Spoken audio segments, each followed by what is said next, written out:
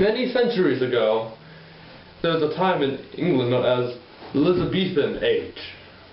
This, of course, began in 1558 when Queen Elizabeth I came to the throne. Before Queen Elizabeth, actors were looked down upon, and they played in churches, inns, and courtyards. But when this drama-loving queen came to the throne, everything changed. Hey, wake up! I'm sorry, just so incredibly boring. Is there another way we could do this? You have a point. Does anybody really want to sit through 4 to 6 pages of this? I don't. Okay then, let's try something else.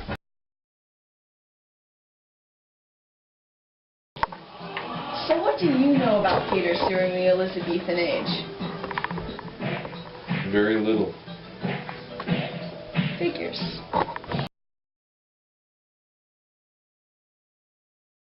Basically, the Queen Elizabeth liked theater. And in this time period in England, if the Queen liked something, you support it. Not only this, but after the Queen Elizabeth passed laws to keep people off the streets, actors needed more set places to perform. In other words, a lot of theaters were built. Just some of them included the Globe, the Bull, the Bell, the Red Lion, the Cross Keys, and the most creatively named, the Theater. Well, exactly, the theater was the first theater, and the word just kind of stuck to it. That makes sense. Yes, the theater was built in 1576, and the construction led by James Burbridge. It was a public theater, and it could hold large audiences, but in 1559, it was torn down.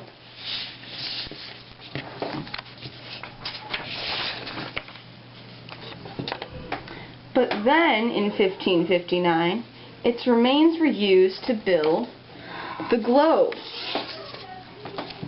which was a very well-known theater. The Globe held many performances of Shakespeare's plays. In fact, it was during Shakespeare's Henry VIII that the Globe caught fire and, well, it burnt to the ground.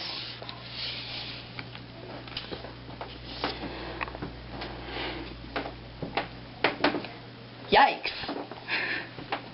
Luckily, the Globe was reconstructed in 1644,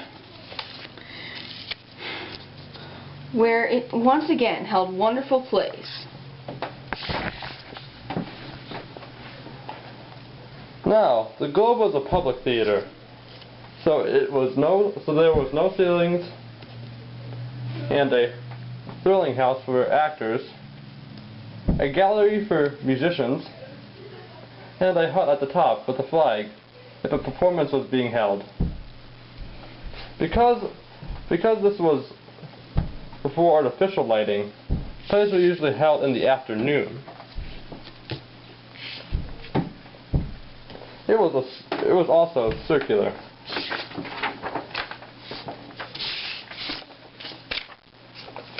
Well, the Globe may have been circular, but public theaters varied in shape.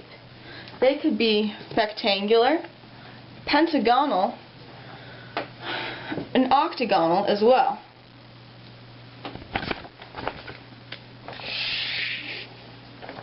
They also varied in sizes.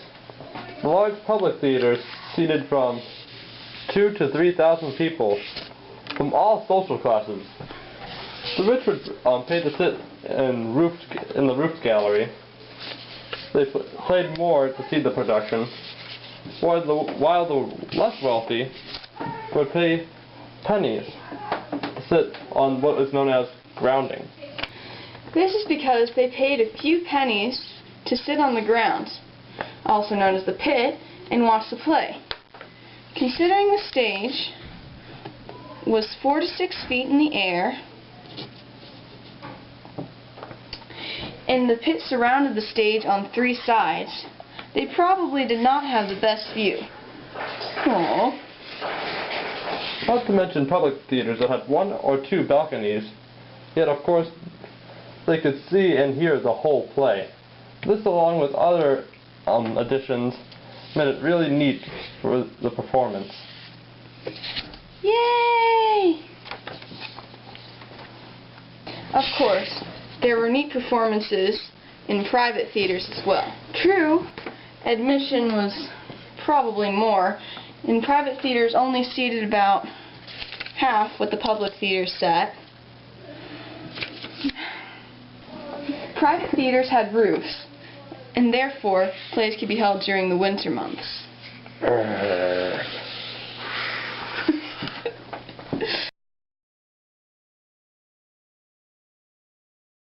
Do you know anything about actors during Elizabethan times?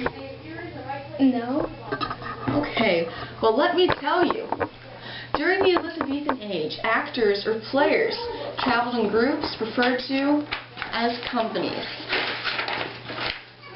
Although theatrical productions were then supported by the Queen, there were a few risks. A lot of laws put limits on theatrical productions, and if one of these laws were broken, the entire group could be arrested. Not only this, but players had to work extremely hard, because instead of one production being performed for a while, the same cast had to put on 6 different performances in a week. That's 6 different performances. And not only that, but cast members often played multiple roles in a production. Can you imagine doing that in one of your school productions? Yeah. Okay. Therefore, actors had to be extremely talented to be successful. Among the more successful actors were Edward Allen and Richard Burbage. In fact, Edward Allen had so many lead roles in plays by Christopher Marlowe that he earned enough to buy a whole mansion.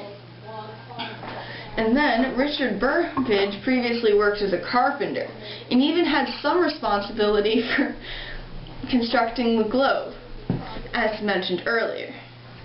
He later worked in multiple acting companies and played lead roles in Shakespeare's plays. Do you know any Elizabethan playwrights? No. Queen Elizabeth decided that she needed to educate the population of England. So about 1/3 of the population of boys that were currently living in England in the early 1600s were now educated. Most of them became playwrights. They wrote many different types of plays, comedies, tragedies, historical Among these playwrights were Henry Mindell Wall, Christopher Marlowe, and of course, good old William Shakespeare. William Shakespeare was one of the few playwrights that did multiple different types of plays and acting. He was a theater legend. He wrote many plays before he died in 1616. At least 38 are known to be existent. Many in which includes King Henry VIII, Romeo and Juliet, Hamlet, and many others. Shakespeare's works are done by many different individuals all around the world and are even known today.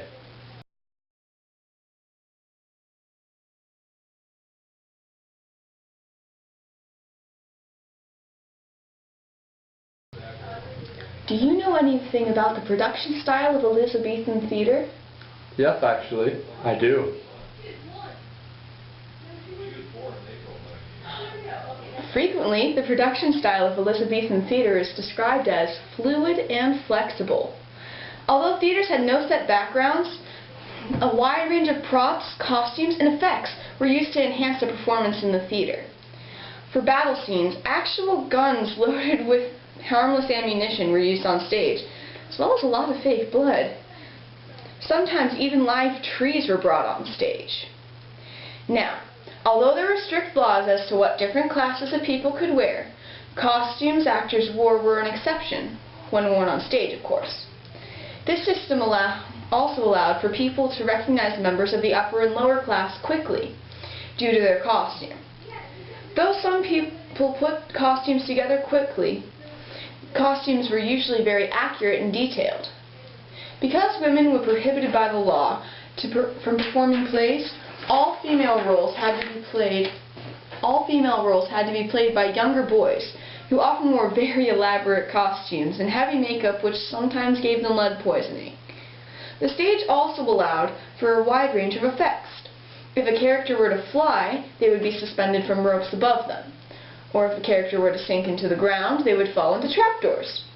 Trapdoors were used for effects like fire or smoke as well.